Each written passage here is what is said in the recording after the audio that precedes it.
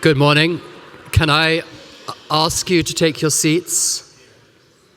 I'd say it's a great pleasure to welcome you here this morning. It's a great pleasure to see so many of you. It's a bittersweet occasion this morning that we're all gathered for a farewell lecture from Martin Chapman. So it's a bittersweet moment, but it's also a moment of celebration. As some of you know, we are coming up on can you all hear me? Yeah.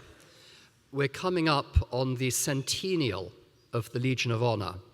And of course, that leads to a lot of reflection on the history of the Legion, of fine art museums as a whole, thinking about the many people who've contributed to the creation and the evolution of our two museums over the decades.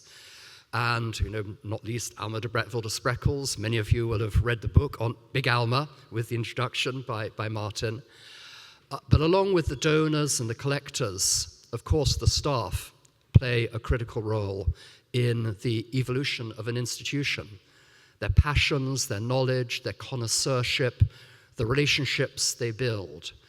And when I think about the curators I've known at the fine art museums, or I've read about, Martin truly stands out as an exemplar, a curator's curator who really embodies the best of connoisseurship, the best of knowledge, the best of the ability to enthuse people.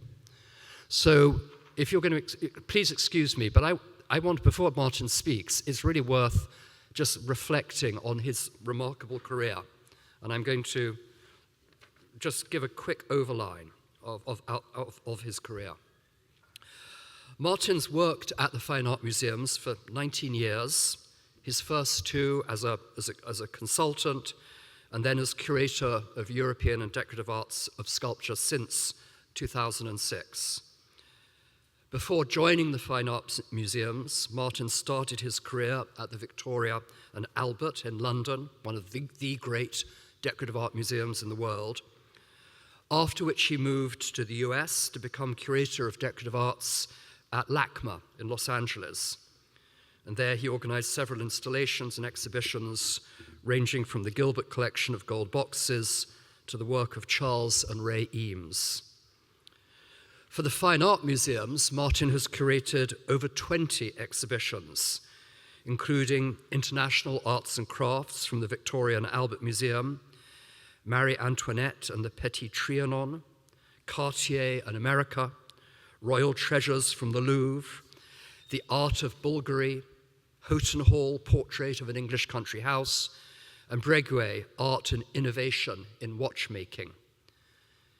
In 2017, he co-curated Klimt and Rodin, one of the most successful exhibitions we've ever had at the Legion, as part of the centenary celebrations of Rodin's death.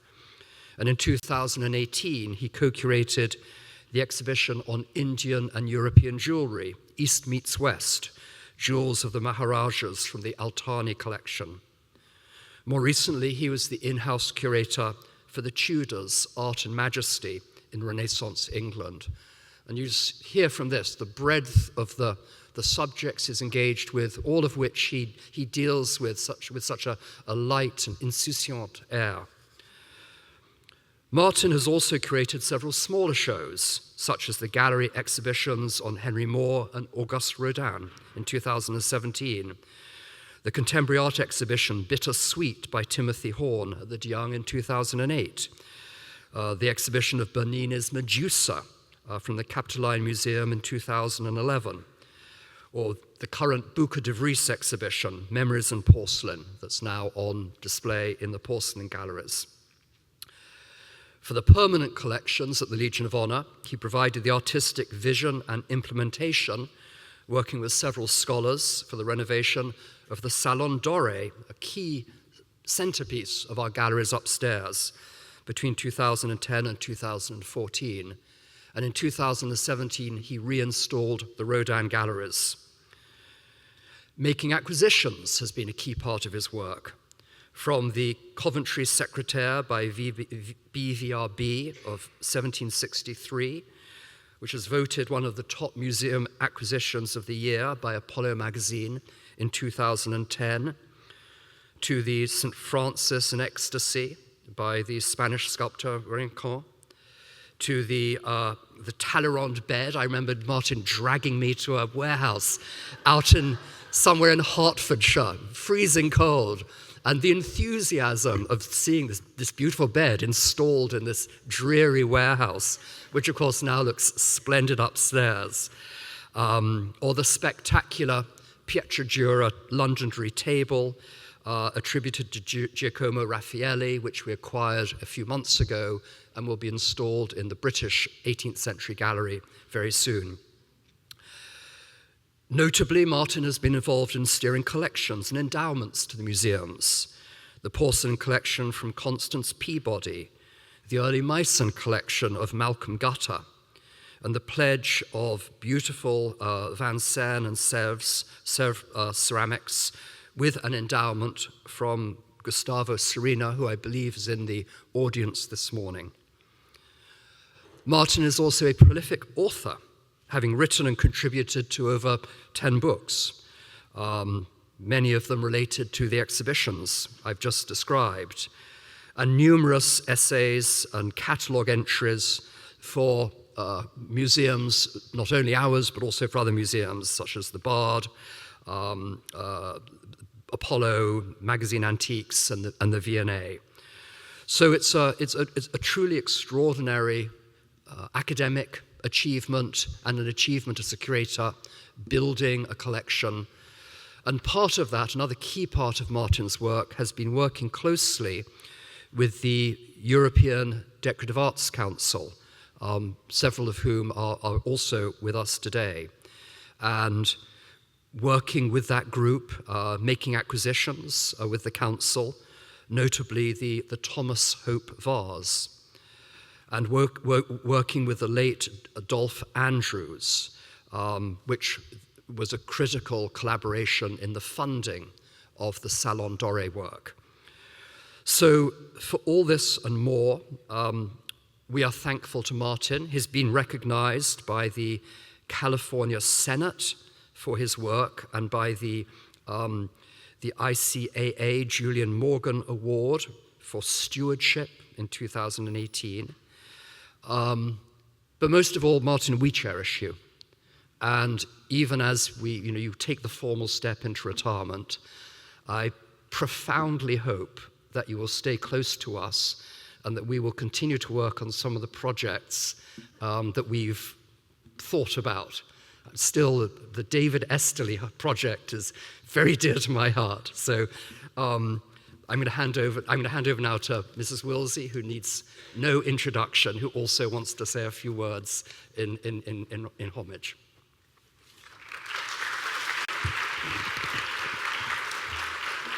Thank you. Well, I just couldn't miss an opportunity to say something wonderful about Martin, maybe a lot of wonderful things. He has always been a friend. I've been involved in these museums when my husband was a trustee in the 80s, and then when I became a trustee in the early 90s. And I love European decorative arts, as I call them, the French tchotchkes. I just love all of it. And I found out that when I actually became tiny bit knowledgeable about certain kind of art, that had nothing whatsoever to do with his objects, and that if I wanted to learn something, I had to go to Martin and say, explain this to me. What is this box? What is this whatever? And he's had wonderful exhibitions. The Salon Doré, to me, was genius. The way it was set up so that visitors to the museum could see how you actually apply this gilt and so forth. I mean, nobody in America, certainly not California, had ever seen anything like that. And we had droves of visitors because it really was a great education. And you didn't have to go to Europe then. You just come out here to the Legion. And it was fabulous. We've also had some other, too many to even mention. But one day we were doing the Cartier show, and Martin called me and he said, would you loan something, a bracelet, something? And I said, sure. And I made arrangements to have it come out here. And he called me up and he said, you sent me a diamond and emerald bracelet in a brown sandwich bag. And I said, Well, frankly, it was all that I had handy at the time. And I figured, who wants a sandwich? If they want a sandwich, they can go to the cafe. So I just thought it was quite safe. He was absolutely horrified. And when it was returned to me, it was in a beautiful velvet box, like it should have been in the first place. But that's just an example of having fun with Martin. I always have had fun with Martin. I look forward to having fun with you in the future. And I think he is the perfect definition of a gentleman and a scholar. And I think we are very fortunate to have him all these years. Thank you.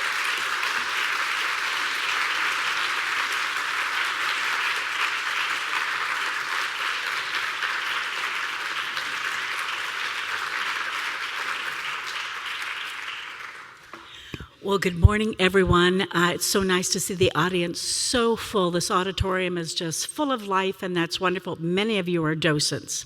I want to say a special thank you to all the museum volunteers and the auxiliary members. You give so much, and it is so greatly appreciated, so thank you.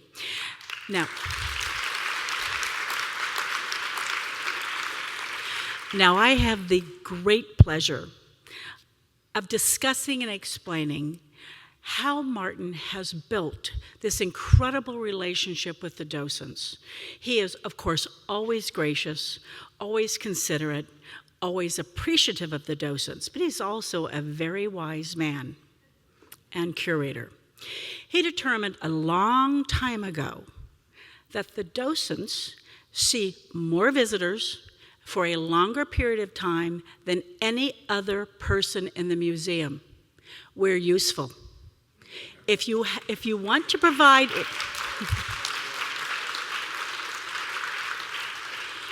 if you want to give the visitors information, we're a wonderful resource. And he has always managed to do that. And we do it so gratefully because he is just such a delight. I'm going to give an example. I'm a docent liaison to Martin. Each curator has a liaison. I'm fortunate that about every 2 months, I send Martin an email. What's going on? What's new? Do we have a new acquisition? Is something going out on loan? Is something going to be conserved? Whatever. Is the study room going to be open or closed? Just details for the docents that are important. He always, for the 8 or 10 years I've been doing this, Martin has never failed to get back to me. When I go to our monthly education meetings, I'm frequently the only person who has a report. So I have a very, very special curator, and it makes the difference. If you've been in the porcelain gallery recently, on a Saturday or Sunday, when the docents are there from 11:30 to 1:30, it's packed. We are talking nonstop. We have to leave about 2.5 hours into our term when we're supposed to leave after 2 hours. So we're busy. That's because people are interested, and that I attribute to Martin and, of course, the incredible collection that we have. So that's one way. He's just exceptional. The other is Martin, on his own part, his own volition, will contact me once, twice, 3 times, 4 times a year and say, hey, would the docents like, and I'm going to remind you of the most special events, would they like a tour of the Malcolm Gutter collection? This unbelievable first 25 years of the Meissen manufacturing. Just remarkable. It was such a special event. Then he'll say, do you think the docents would enjoy seeing how the 18th century furniture operates, the mechanical furniture? Oh no, they wouldn't have any interest, would any of you?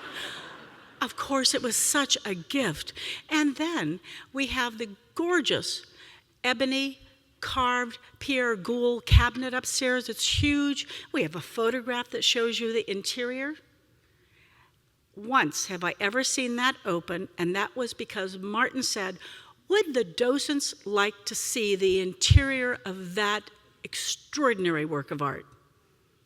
Yes, it was very busy that day.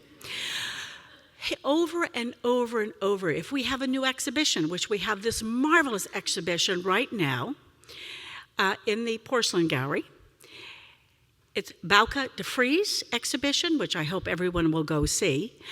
He, of course, gave us a tour of this new exhibition, and we had the pleasure of meeting the artists. Then Martin stayed after, and we revisited many of the works in the gallery, and we could ask questions. So he was there an hour and a half, 2 hours. He always makes himself available to the docents, and it so enriches our life, and therefore we can enrich the museum visitors. So he is an exceptional person, an exceptional curator, and I think now it's time for us to give him the stage and talk about this remarkable, exceptional person and much beloved curator. So Martin.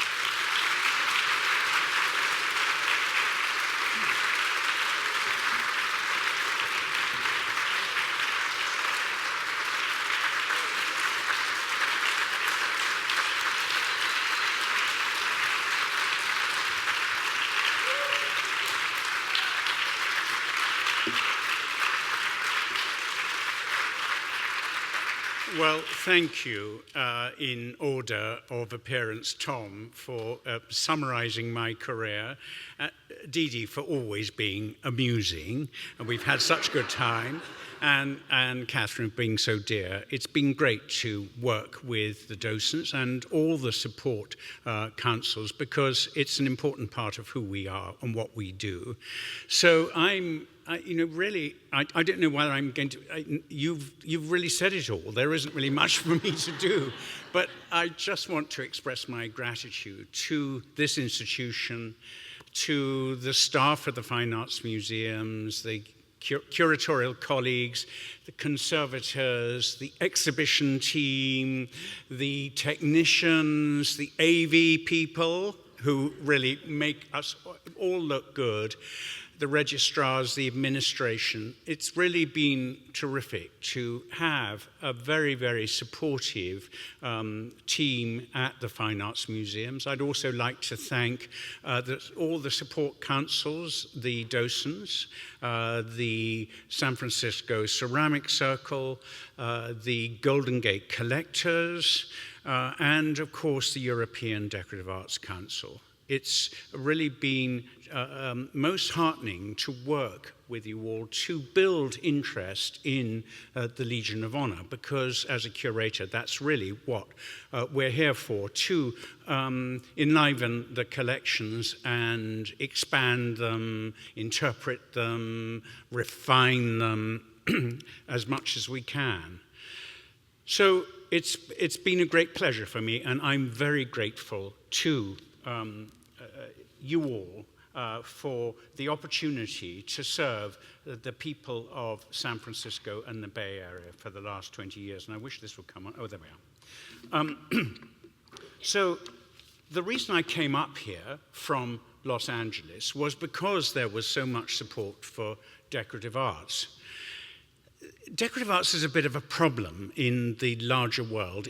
You all know what it's about, but the terminology is definitely problematical because it sounds like it's something a bit flimsy or a bit less than serious. And yet decorative arts is really entrenched with the whole story of art, certainly in the European decorative art story from the medieval period onward, and it ebbs and flows. The problem is the terminology.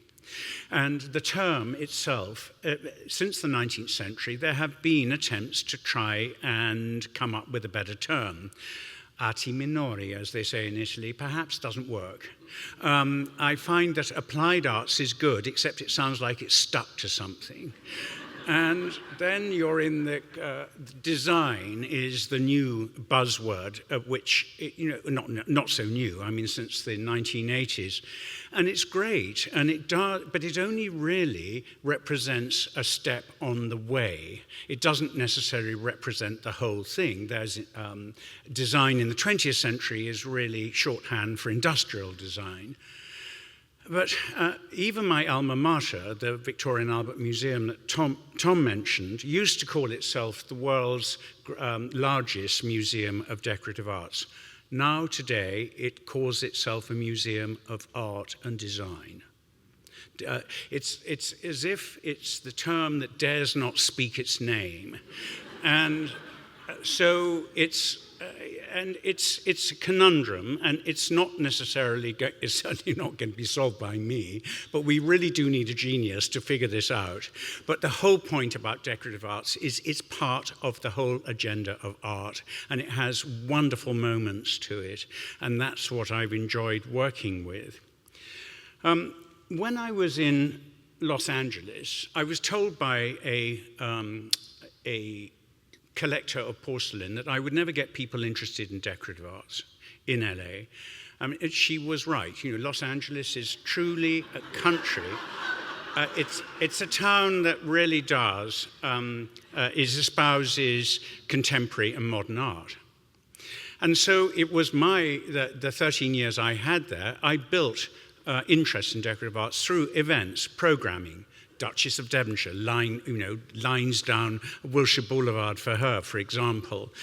And eventually, by 1999, there was a large support for decorative arts, and she did apologize to me and said, you have really done something. And I rather hesitate to show this image because it's a bit cheeky. But this is...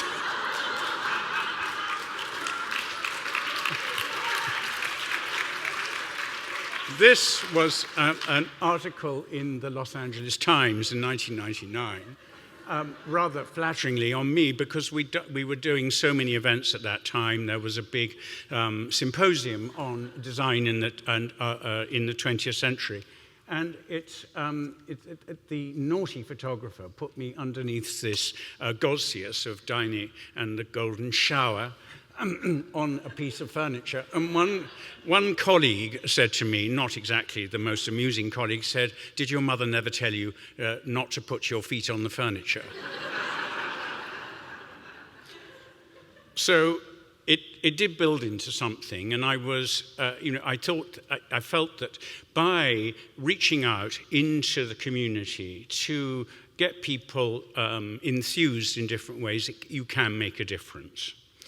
So enough of that, and on to more serious matters. And when I came up here, I was so gratified to find a support for decorative arts. Dee was always very encouraging. Dolph Andrews, who was the head of the European Decorative Arts Council, along with Lindsay Juice, made a huge difference in leading the community of European decorative arts here. And this was my first acquisition, a fantastic object that represents the breadth of decorative arts in the sense that it's a hard stone panel, pietre dure, from Florence around 1600, that, however, is related to painting. It's called, in fact, this is down in Los Angeles, an exhibition called Painting in Stone.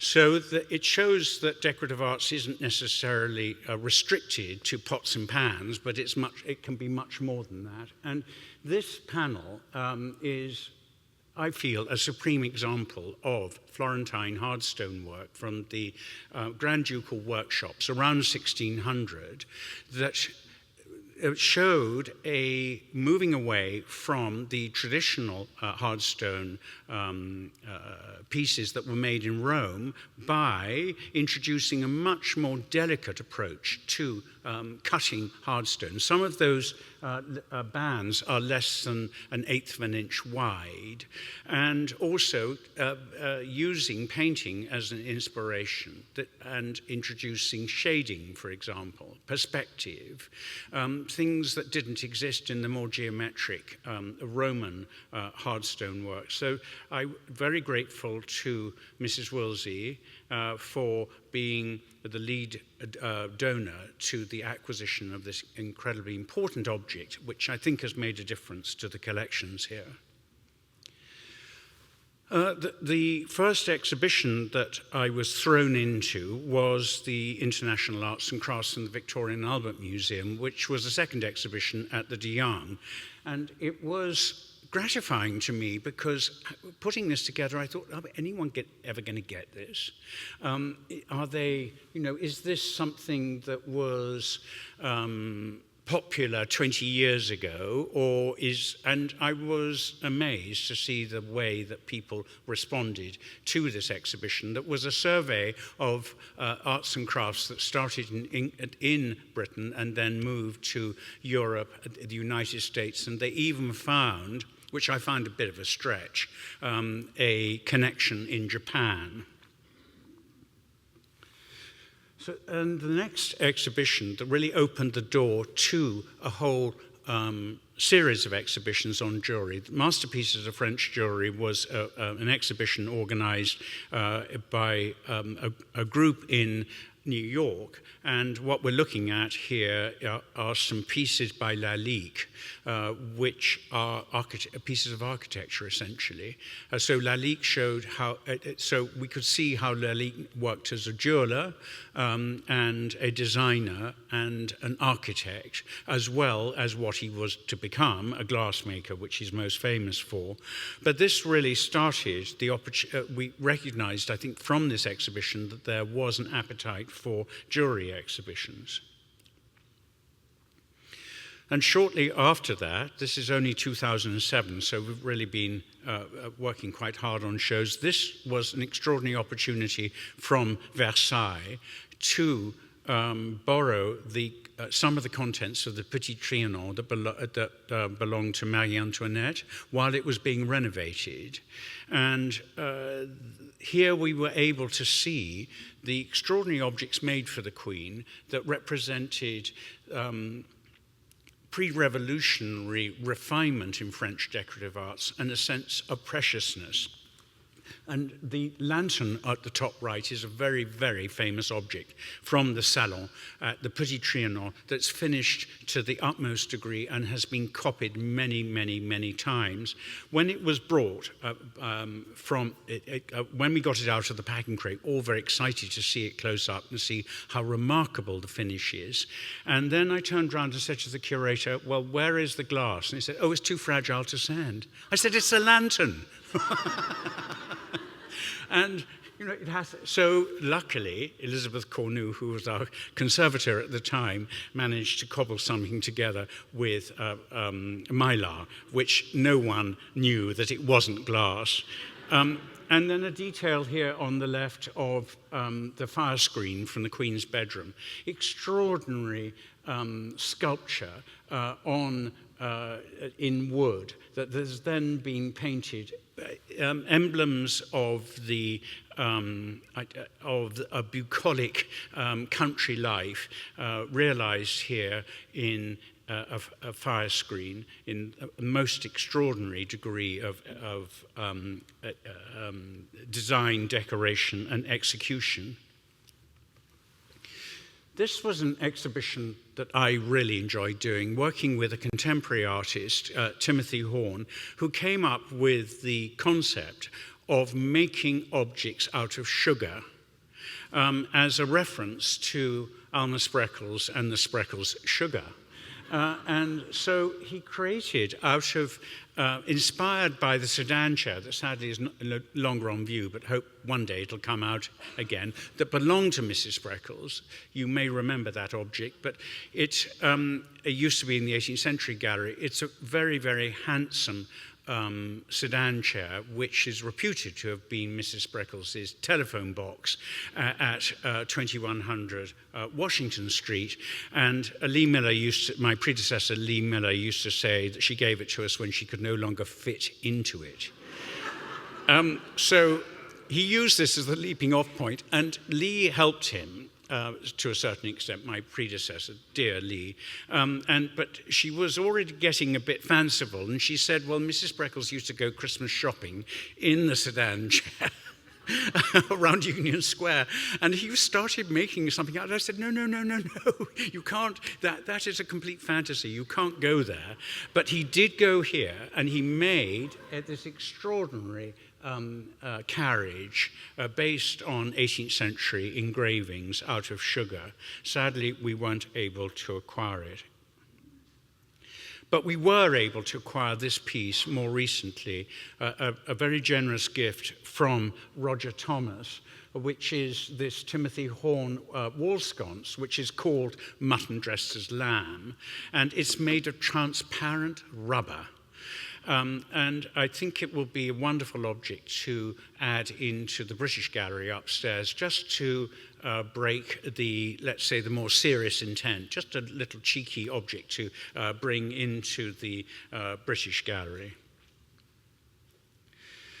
With the Marie Antoinette exhibition, there was an opportunity to look at the canopé that had been in the collection that was supplied for the Queen in 1779 for her private sitting room, but was rejected when it was supplied because the design for the room had changed. And what we see here is a very worthy attempt to reupholster this object in the early 2000s by Mark Harpainter, who is here. And I'm very grateful to Mark, who worked with Lee Miller on this, for coming up with this extremely good solution. But having worked with the whole question of the furnishing of this particular room. This is the Grand Cabinet Intérieur, as it was, but now called the Cabinet Doré. This is a later a scheme that we see here, and the canopé was intended for that mirrored alcove. But they changed the idea from being a wooden framed piece daybed into something entirely upholstered. So we needed to go back and think, what would it really be? How would it have been upholstered, given the fact that we know that it was then in the Queen's household, but in a different guise, never upholstered as originally intended. And so we went back to basics, and the conservation team, here's Natasha Morovich and Jenna Hirschbein, are working on the canopé, stripped of its upholstery, which is probably in recent memory about the fourth upholstery project since it arrived at the Fine Arts Museum in 1957, really working on cleaning and repairing the paint and the gilding. It was actually quite poor condition. So the late Xavier Bonnet, who worked on the Salon, came up with a plan to reupholster this object based on a document. We don't know what was on it. He did extensive research, could not find out how it was upholstered, even from trying to do microscopic interpretation of the fibers around the tacks. But he found this unpublished drawing in the Musée des Arts Décoratifs in Paris, and you can see that it's a design for a textile with the Queen's cipher in the middle, which is enlarged on the right-hand side. So he came up with this scheme in 2018 to have the emblems, which were so loved by the Queen, of spring flowers embroidered on cotton. And if cotton sounds a bit ordinary to us, cotton was a new material in the 1780s, and it was the favored material, particularly for living a more comfortable life. So he left us this. Sadly, he died at the age of, I can't remember, what was he, 47? In 2018, and I felt it, having got so far, it would be important to keep faith. So he'd already arranged with Lesage to do the embroideries, and they have been made and supplied. And this is the embroidered show cover being applied here by Amandine Combet and her team. And here is a close-up of the cipher of the Queen on the crest rail, just to show you how beautiful the embroidery, it's all hand embroidery, this, has been done. So, the porcelain gallery, as you see here in this rather dim slide, was reinstalled in 1995, and in 2009, Connie Peabody Bowles, as she was, gave funds to rework the porcelain gallery, which we heard about when Catherine was making her introduction. And I think the idea was to make it more engaging. And this was the result, to try and group the porcelain in distinct areas so that people could get a sense of what they were looking at, rather than seeing things sort of sunk at the bottom of a case, rather like in an aquarium. And this is what you, on the left, it was John Buchanan's inspiration to add carpets and furniture. And it's turned out to make the porcelain gallery a very inviting place to visit. Tom mentioned the Coventry Secretaire, which we acquired in 2010, which is really is an example of how we build on strengths in the collection. We have a very good collection of BVRB, the French cabinet maker, and this appeared on the market. And the reason why I was drawn to it, apart from its very beautiful design, is that it was documented in a way that French furniture usually is not. Many of the pieces of French furniture, partly to do with the Revolution, have lost their identity to do with the commission and the design. And in this case, we know more about it. We know that it was bought by Lord Coventry, here by Alan Ramsay on the right, for Croom Court in Worcestershire, now an empty shell. But the Coventrys were the glamour couple of the 1750s. He was married to Maria Gunning, who was famously, was not only beautiful, painted by Lyotard, but also died as a result of poisoning from the lead makeup. Sadly. But he rushed to Paris in 1763 at the end of the 7 Years' War, and he went to the Marchand Mercier, Simon Poirier, and he bought this piece of furniture. And this is the inventory that survives in the Worcester Record Office from Poirier, listing at the top the secrétaire. So it was a wonderful opportunity to get something that was actually documented. And on the right-hand side here in the Metropolitan Museum, you may know these Gobelin tapestries that were commissioned at the same point by Lord Coventry. So it makes an object more interesting to know about its original commission. An opportunity that came to us in 2009 was Cartier coming and saying, we'd like you to do an exhibition to mark the 100th anniversary of Cartier in the United States. And this was a wonderful opportunity to get up close to Cartier's historical collection and interpret it, particularly in with an American story. And I had great times going into the archives in London and in New York and in Paris to find the backstories to a lot of these great pieces of jewelry. And this is one piece of jewelry we were able to add that Cartier did not own at that time.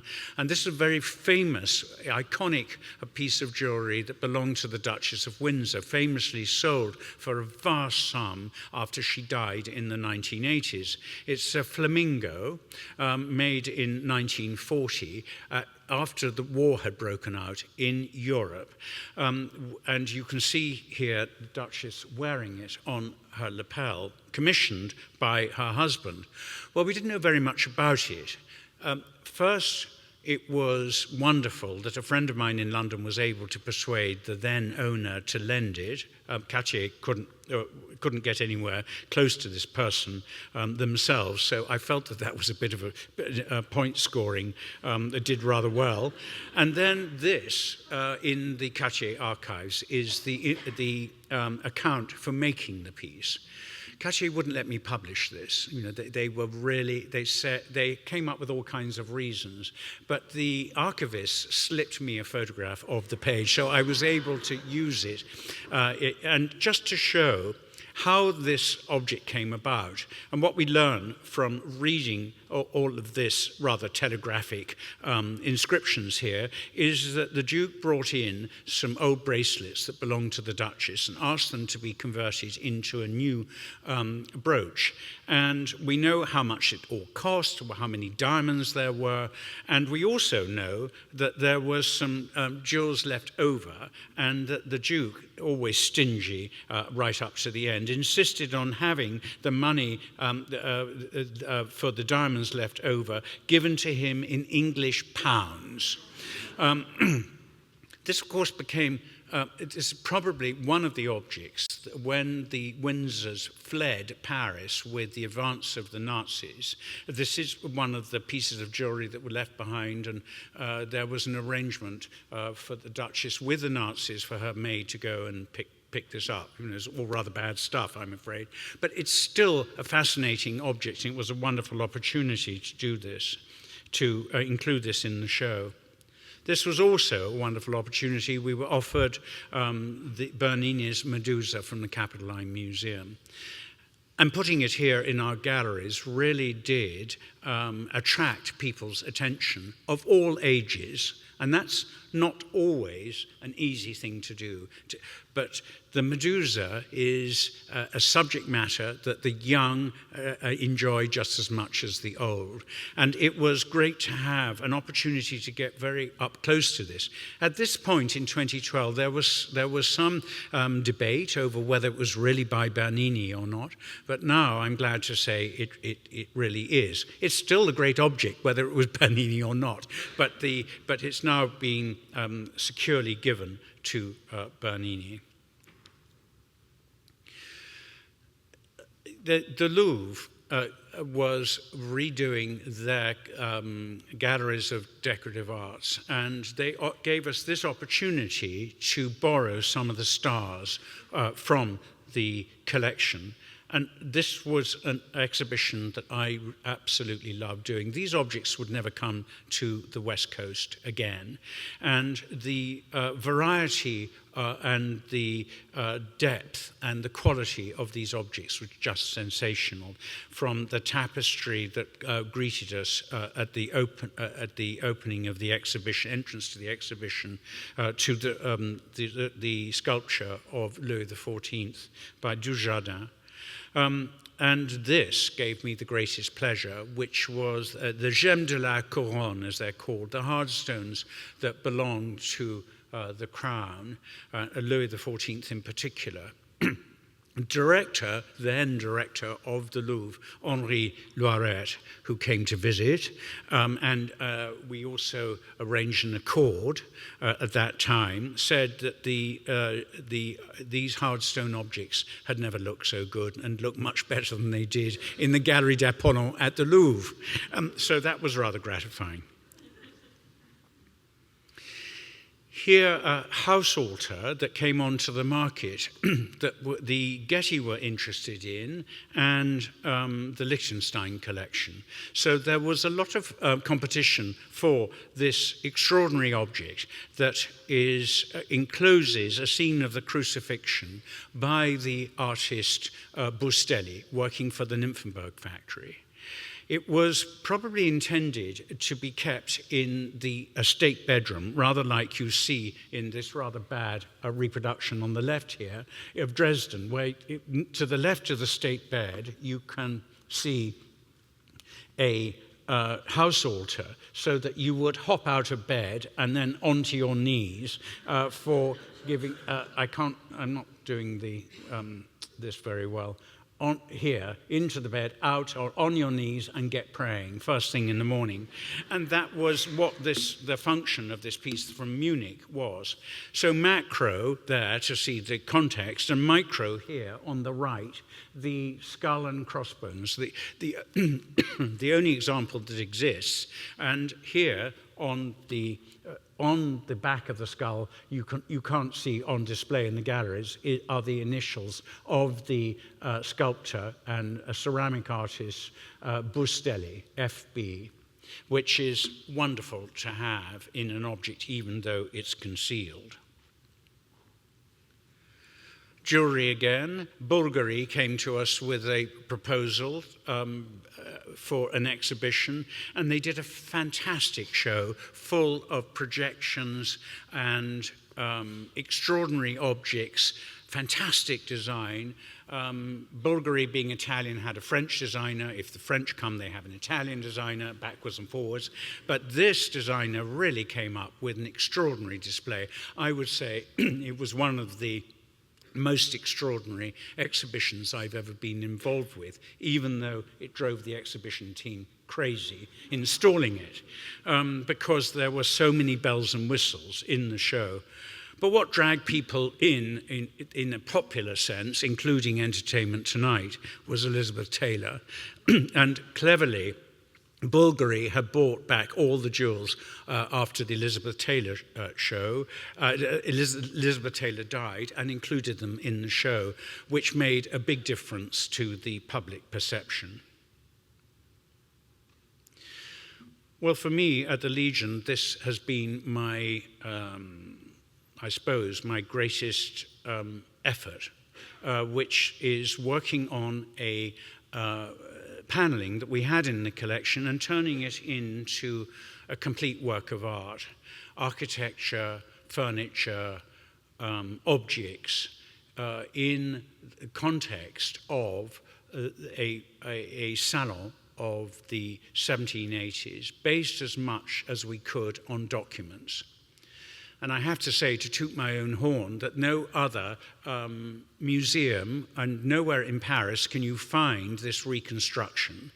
In Paris, these hôtels particuliers are essentially banks, ministries, embassies, and although some of them are very nicely furnished, they don't have the full story of what a room like would have looked like. And in museums, there are attempts, but there are none that have the full story that we were able to reconstruct. This is what the paneling looked like in 2 Legion installations when it was first acquired in 1960, done as a traditional period room by Professor Wellington, the professor of decorative arts, by the way, that must at Berkeley. That is a dead job, I'm sure, today. And in 1995, where it was installed essentially as a study gallery. And I didn't feel that this was doing it enough justice. So with a lot of research and years of research, we started to build the story of this paneling here from the Hôtel Dumière, which was discovered by Professor Wellington in 1960, perfectly true, but it turned out it had an earlier history. And that's what we uncovered with the help of the late Bruno Pons and the help of Xavier Bonnet. So it was found to be not from the Hôtel Dumière, but from a vanished house on the Rue Saint-Dominique, which was called the Hôtel de la Tremouille. And this is an engraving of it when it was built in about 1711. And the salon was installed, although differently, in these 2 arcaded windows, behind those 2 arcaded windows, from its inception in 1711. But our salon was introduced into that house when it changed hands in 1781.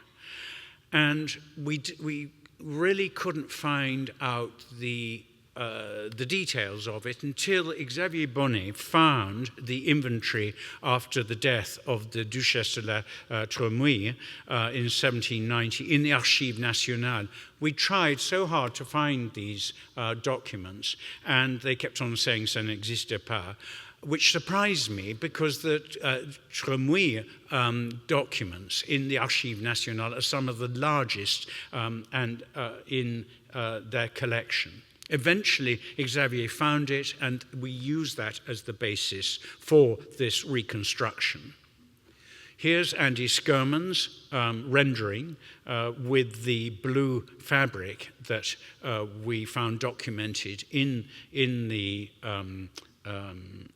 inventory, and also including the program of chairs, two rows of seat furniture. This is the textile and upholstery that was commissioned by Xavier Bonnet based on documents in Lyon and a bed in the south of France for the Passementerie. And as a coder, this is something that I absolutely love as an object. If I ever wanted to lick an object, it would be this one. And this is actually, it's in the Salon. It's nothing to do with the documents in there, but it's just a very, very beautiful object. It's also incredibly rare. It's a piece of black porphyry, and if you haven't heard of black porphyry, you will be forgiven, because it's so rare that hardly any examples exist. And when we were considering this, one French dealer said, "Oh, no, it's something from the Vosges, it's nothing to do with that." Dismissed it. Nick Penny, who knows a thing or two, came through and said, "Oh, black porphyry."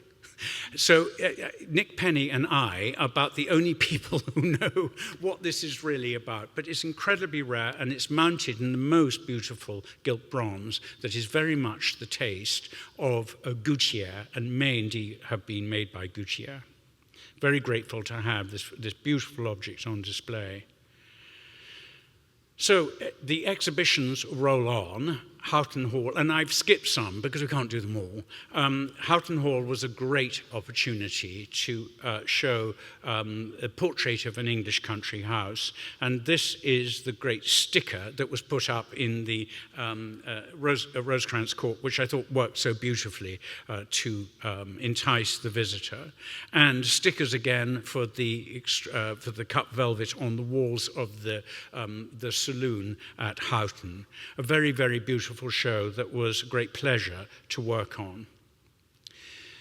Breguet, which was watchmaking, would not have been a subject that we would have rushed for, except for the fact that Breguet helped fund the last part of the Salon project. And we were, people were so generous. Didi gave a huge gift. Dolph Andrews entertained up the wazoo. He entertained again and again and again to get people to give to the Salon. But even so, there was a gap, and Breguet filled that gap, and we're very grateful. And I had to then pay for it by doing this show. And the museum. But it was great to do, and this was sort of guy stuff for the first time, and the techies came in, and they were interested by the fact that Breguet watches had so much technical innovation that they could do things that our smartphones can't do today, such as read the temperature in the room. But you know, it was an interesting opportunity. Now, building strengths in the collection, expanding the collections here. One of the overdoors that we have, or they're not actually overdoors, but one of the paintings by Van Loo for Madame de Pompadour's Château de Bellevue in the collection. Marvelous objects from the paintings collection, able to add to by this little cup and saucer from Sèvres, which uses the design of the painting of music and translates it through an engraved source here onto a cup, painted by the greatest painter at the Sèvres factory, Rodin. And Rodin executed this, and then, of course, had to do something with the saucer. Well, he wasn't going to get Van Loo to give him the answer here. So he invented a scene where the children who are playing the music have gone out to play, leaving the instruments behind. A very charming object, I think. Further again, Madame de Pompadour, this is a tureen and stand, a pot à oeil, officially, from the second year of the Vincennes factory. And it came with the possibility that it was associated with Madame de Pompadour, but in fact, it turns out it is. Rose Saville, in her book on Madame de Pompadour, done during the pandemic, confirms that this is one of two that she had. As she confirms another piece that belongs to Gustavo Soriano that is coming to this collection, a little tray that was securely documented, which I think Gustavo was rather pleased to find out. Sorry, I haven't got a picture of it here. In 2017, the anniversary of the centenary of the death of Rodin, we redid the Rodin installation, this luminous display that I think it was a wonderful solution for design by the then designer of the museum, which made it much more engaging than it was. And Max Hollein, dear Max, made us do 5 projects during that year, really cramming them in. So as soon as we got this up, then we had to have the intervention. So we had Urs Fischer, and Claudia did that, was that work. That's not me, but she did the hard work on that side. And then Sarah Lucas, who outraged an awful lot of people, probably some here, and she did a fantastic pair of kinky boots in the main Rodin gallery, which I thought were great. But then after that, it was a bit off topic, let's call it that. And then this is all in the same year. Klimt and Rodin, which was a wonderful thing to do. I really didn't know this connection, so I had to learn pretty quickly, but it was a great thing to do. It was an extremely popular show, perhaps less because of Rodin, but more because of Klimt. And it really did go off extremely well. But Max had yet another project in the hopper for Rodin, which was Julian Schnabel. And I thought, interestingly, that Schnabel was the most respectful to Rodin's work. And you see here, with the whiteness of the marble and plasters, he really captured that in the work that he installed in these galleries. Probably as a result of the exposure of Rodin during this time, a local collector got in touch with me and said that she had a Claudel, would I be interested? So I went to see, and indeed I was interested, and there were bits of it all over a bookcase shelf where the backs of the chair had broken. And it was really the most wonderful opportunity to find a work of art by Rodin's most talented pupil and co-sculptor. It's called Dreaming by the Fireside, although the Getty have renamed it in their show, but never mind. It's a narrative piece that probably expresses what Claudel was feeling about a breakup after her association with Rodin. It's sort of melancholic composition, but what I rather enjoy showing you here, which I've shown some of the docents, is that it's so thinly carved at the back that you can see the light coming through it, which I think was intentional, although it's difficult to show. The carving, the practitioner was Pompon, who worked also for Rodin. A wonderful object, very generous gift. Also in sculpture, this a Spanish polychrome sculpture of St. Francis, a sort of natural for us in San Francisco to have this object. Glass eyes turned up to the heavens. meticulous painting on top of the sculpture, gnarled toes, and one of the stigmata, bloody, very, very super, hyper-realistic piece of sculpture that was meant to grab your attention at the height of the Counter-Reformation in Spain. And lovely to show it also with the El Greco St. Francis. Altani offered us the opportunity to show this Indian jewelry from the collection.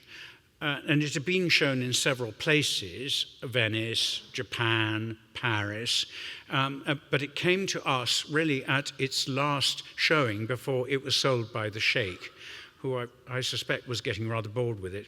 But it was a wonderful opportunity to look at the interaction between the Indian jewelry, which was worn by men in India, the Maharajas, and European jewelry worn by women in the West, an interesting intersection of gender and location.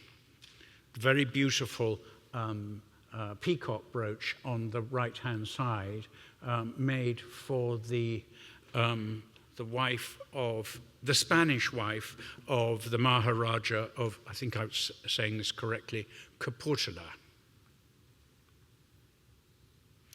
This frame we just shone out at a fair in New York. I'm sorry, this isn't the best reproduction. It's the 5 senses in silver and silver gilt, with the arms below of the Doria family of Genoa, overlaid by a little device of Lomellini. So it's probably a marriage between these two families that this celebrates.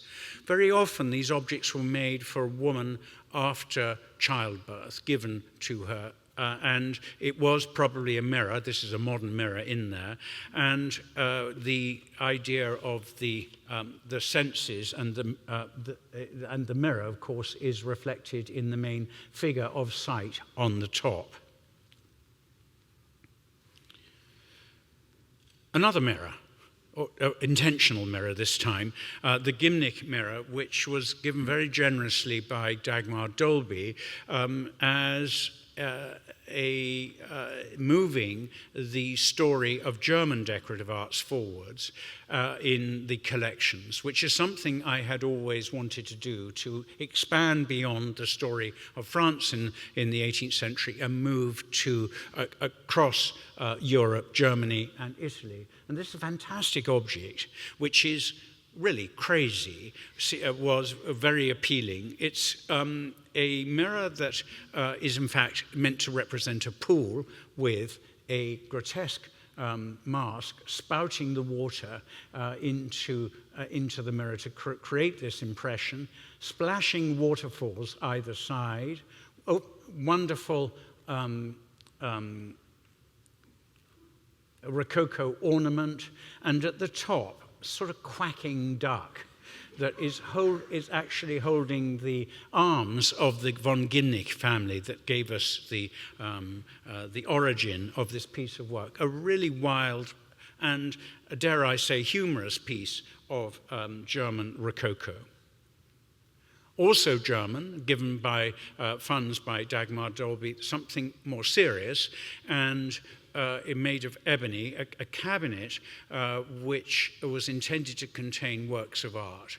Ebony, made in Augsburg in southern Germany around 1600, meticulously made, meant to contain precious objects and works of art, and the central, I can't show you, I'm sorry, the central door here opens up to have a completely different lining, which was to display a work of art. And I really hope that this could be the centerpiece of a Kunstkammer or a cabinet of curiosities display in the future. As Tom mentioned the Talleyrand bed. Here it is in the galleries, and all 12 feet high. the dealer said that he couldn't sell it because nobody really had the ceiling height to accommodate this. And indeed, it had been chopped down at one point because it had been made for one of the upper floors of the Château de Valençay for Talleyrand when he became the foreign minister, probably in this room here, which had very, very high ceilings. But with the change of social habits, it moved downstairs and they chopped it down. So they were able to restore the height, and only really a museum could accommodate this object. So it's wonderful to have it as a slightly unexpected object in the galleries, with its beautiful drapery that was made by coincidence by Xavier Bonnet in 2012, I think it was, using documentary on pier models, this wonderful passementerie, great toggles jangling away around, and two sets of curtains, the lighter set which was meant to draw around the bed. It isn't really clear if Talleyrand actually used this bed. It's a state bed. It was intended to be in the bedroom where he received in the morning, very much in the manner of a Bourbon French king. So it will be there rather like a throne to suggest status rather than use. But what we do know, Talleyrand, with his disability in his leg, was terrified of falling out of bed, and his valet de chambre had to sort of barricade him in with bolsters to prevent him falling out of bed at night. A beautiful piece of Chinese porcelain. Chinese export, not intended for Europe, but for Southeast Asia, we understand. Emerald green glaze filled in with black. Very, very beautiful object that appealed to William Beckford, a connoisseur, collector, writer, aesthete, whose money ironically, came from sugar and slavery in the Caribbean, and this was used as a sugar bowl for tea, and it's lined in silver gilt in the manner of a medieval mazer, and engraved with his device, the martlet. Do you see the engraved scene? It's very beautiful, precious work of art that represents the most refined aspect of Beckford's taste. This is Beckford's house, Fonthill Abbey, the greatest example of the Romanticism in England, built in Wiltshire in the 1810s to 20s, which only lasted for about 20 years before the tower fell down. But it nevertheless represents a major moment in Romanticism. The other side of the coin, a man who Beckford didn't really admire, and the feeling was mutual, was Thomas Hope, a Dutch banker in London, who espoused the classicism based on the antique. And this is a vase that he designed for his dining room in London that we acquired in 2021. Something I knew a bit about because the V&A has an example, and I had researched it in the 1980s. So this is sort of circular for me, that we were able to acquire this other version, which was a decorative vase based on a volute crater in a museum in Naples, but made here of patinated copper, and then the mounts are in gilt bronze by a French bronzier who fled the revolution and come to work in London for George IV and Thomas Hope. A very sort of stoical object that represents the recovery, the reinterpretation of the ancient world in 1800. And this is another object in a similar vein, also designed by Thomas Hope for his house in London, based on an ancient stool. Continuing this story of the admiration of the antiquity and the grand tour, Joseph and Deborah Goldine gave us this wonderful vase, the Lansdowne vase from the collection of an Anglo-Irish family in London, which had additions by Piranesi. And it's an ancient fragment, the lid, which this part, and Piranesi added perhaps the more substantial part, which is the body, the stridulated body and the handles. For the little Louis XIV room, we were able to acquire this pair of girandoles in 2023 with the support of the Golden Gate collectors here, I hope, as well as Peter and Lindsay Joost and the European Decorative Arts Council. Fantastic objects made of rock crystal that I hope will really scintillate in the room when it's installed. This is how I hope it will look when they are installed. The last but one exhibition project was the Tudors, which was really Tom's instigation at the Met, which we were able to bring here. Fantastic opportunity to look at the art of the Tudors across the board.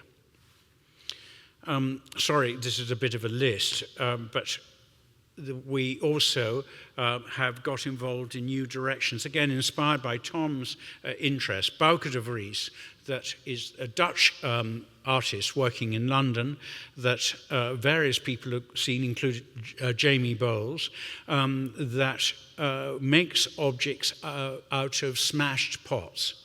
And these are two pieces which are on display in the porcelain gallery, and of course you know the piece upstairs that I'll mention in a moment. So the porcelain collection, going off slightly from the chronological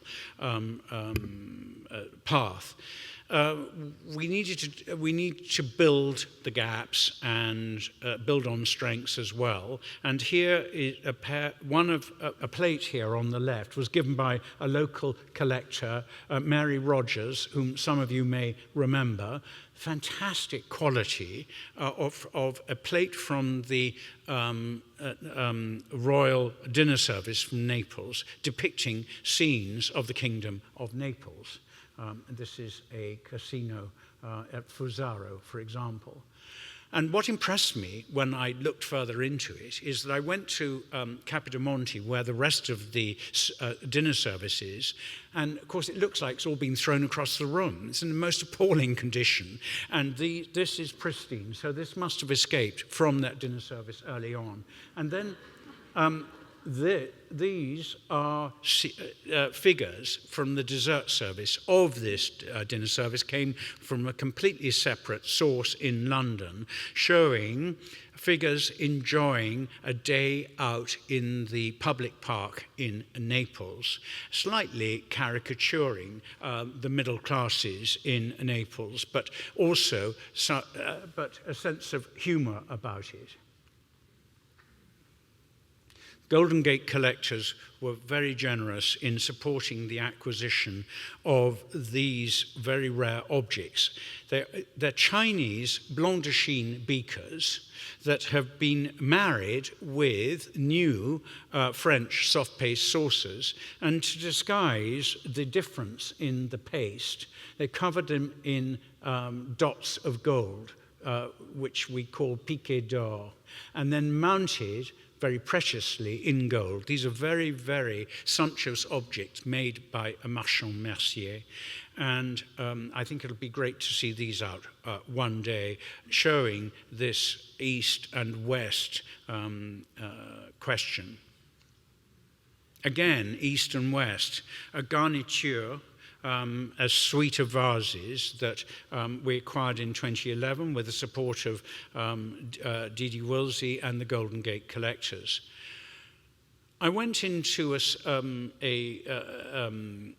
dealer in St. James's Street, and I said, what have you got interesting? And he said, oh, a Dutch colonial. I said, oh, I'm out of here. And I suddenly noticed out of the corner of my eye this garniture, which a Japanese a Japanese export, late 17th century, because I wanted them to do this. And that was to put them on the gold cabinet that we've had, and they look fantastic up there. And it was a bit of a gamble here as to whether they were actually fit. But they came from a Dutch collection, and I think that this was the intention, to put them on a cabinet like this. So that was very gratifying. A local gift, the Kammheimer gift, a story, interesting story of restitution. This was a collection of porcelain that had been seized by the Italian fascists at the outbreak of the war from the Kammheimer family, who were consuls in Trento, but left and were dispossessed of their collection, and the story vanished. Nobody knew who this collection belonged to. But by putting it out, publicizing it in Trento, they eventually found it belonged to the Kammheimer family of Stuttgart, I think it was. And it was restituted. And members of that family gave some of this to us. And it's a wonderful story. These are Nymphenburg figures. We even have the original notebooks that were put together by Frau Kammheimer, identifying the collection. So that will be an interesting display for the future. Ron Schwartz wanted to show willing by giving us his collection of cups, and before he died, and between 2014 and 2017, he gave us his collection, and this is the star. This Vincennes cup from the first year of the manufacture. A beautiful cup, but it's also a very important document because it has a mark underneath that Vincennes scholars go weak at the knees about, because it shows that the factory started off by not following the alphabet, but a dot mark, and this is the document that has established this object. So I know you're all thrilled by that, but it's a very, very beautiful object. Jeffrey Ruder has been very generous as the chairman of the Ceramic Circle. This is a group of objects he's given us of French 19th century ceramics. He's also given us English 19th century ceramics, and he continues to be generous. And he is one of the most meticulous researchers I have ever come across. Margaretten, a group of very early English blue and white porcelain that has been given to us recently and here installed in the house and will be coming on view soon. Malcolm Gutter. So there's Malcolm on the left-hand side in my office telling me what to do. And with one of his most precious pieces of Böttger stoneware. And in the middle, I think the objects that gave him the greatest pleasure, the three Buddha figures that he assembled, Böttger stoneware, white porcelain, and then decorated white porcelain. He was so proud of being able to do this. And on the right-hand side, one of the grander pieces of early Meissen. It'll be wonderful to see these out on view in the porcelain gallery in the future. And much gratitude to Malcolm for staying with us and giving the collection here. Gustavo Serena, who's here, so I don't want to embarrass you too much, Gustavo. Wonderful collection of Vincennes and Sèvres that he has put together in the last 15 years, and he has given us, it's a bequest to us, which is very generous of him, with an endowment which is even more generous. And he is showing the way, I hope, for the future, that others will follow his lead in giving these beautiful works of art and also an endowment to ensure their future.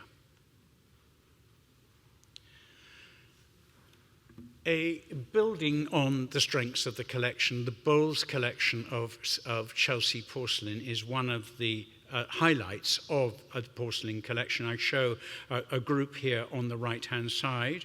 An anonymous gift in honor of Jamie Bowles, keeping the story of the Bowles family involved in the porcelain gallery going.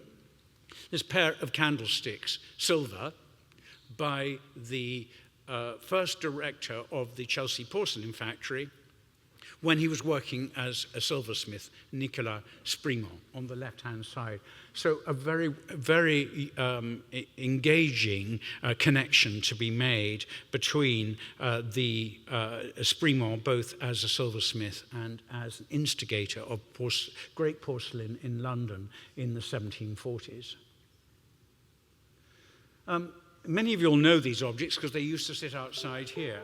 That you would find children sitting on them and boxes left on them. And they were distinctly unloved. And they are slightly scream and run away objects. I mean, they're a bit hideous. And this, however, it was the state, slightly dilapidated state. They actually looked had been left out in the garden. There's thick accretions of black on the gilt bronze. And the Conservation Department have worked so hard in the last 8 years to clean all the gilt bronze, repair the pietre dure, reinstate the original mirror backboard. Can you see? I'm sorry, it's very difficult these are not great photographs. And turn these into really worthwhile works of art. Probably in the 1820s when they were sold, some of the most expensive furniture sold in London, because pietre dure mounted furniture was at the height of its zenith of its marketability in the 1820s. And the latest acquisition. Here is the Londonderry table that Tom mentioned. A very beautiful, restrained piece of pietre dure from the Roman manufacturer Raffaelli, supplied later to Lord Londonderry, but made, I think, in the most careful, chaste, neoclassical mode, geometric and very balanced, with the most beautiful examples of pietre dure, lapis lazuli, agates, porphyry that I've already mentioned, all arranged in this very, very beautiful way. And I'm very, very pleased that this should really represent another cycle in my career, because I started off with that hardstone panel and it seemed to end up with this really fantastic piece of pietre dure that I hope will be shown in the British Gallery just as I leave in 2 weeks' time. The Bouke de Vries, which I'm sure you all know upstairs, has attracted a lot of attention. It's a spectacular object, and we very much hope to acquire it for the collection with the assistance of the Dawsons, the Ceramic Circle, and the Golden Gate collectors. We're not there yet, but thank you very much indeed for your contribution towards the acquisition of this piece. Only 26,000 to go. But it's a fantastic object, I'm sure you all agree, and will act as a wonderful flag in the porcelain gallery for people's attention. And as Catherine has said, people really are engaged in the porcelain gallery at weekends. And the future. Where would we go in the future? Well, this is where I would like us to go in the future, the most amazing piece of Baroque virtuoso carving, Grinning Gibbons.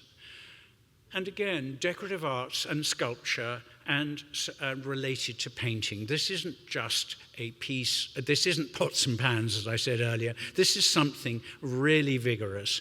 Fantastic virtuoso carving of a garland of flowers and a basket of flowers, supported by these rather grumpy cherubs here underneath.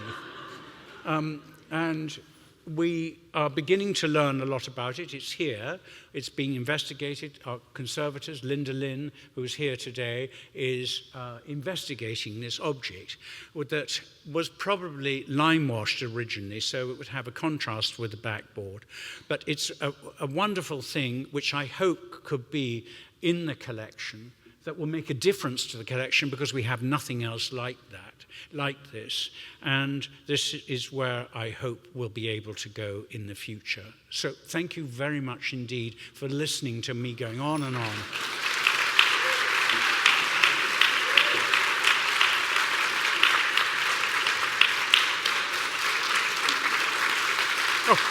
Oh my God. Sweet. Thank you. You are kind. Oh my God.